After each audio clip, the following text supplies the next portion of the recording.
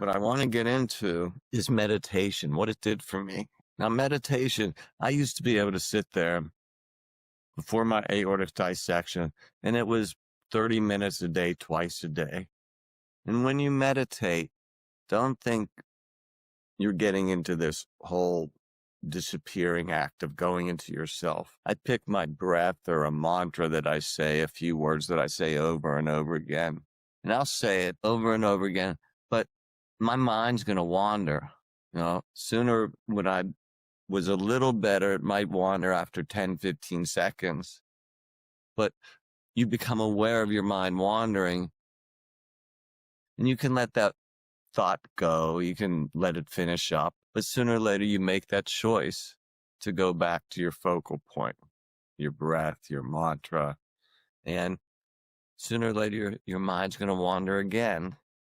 And if we're doing this for 30 minutes, maybe 5 to 10 minutes, we'll be falling into this restful gap, restful awareness, where your blood pressure is going to go down, your heart rate's going to lower, your immune system is going to go up, and you're going to just feel a lot better, much better than when you're worrying about things. Let's just put it that way.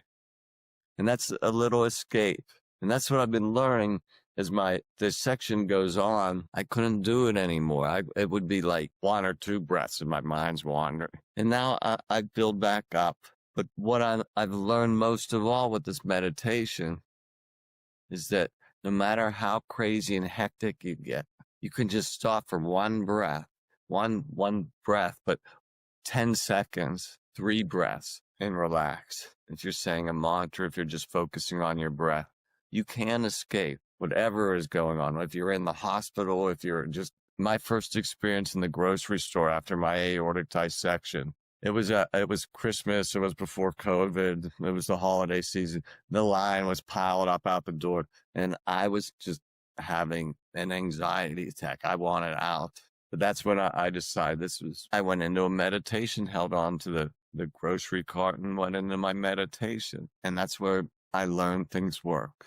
And now that goes back to when I first got certified as a perfect health instructor.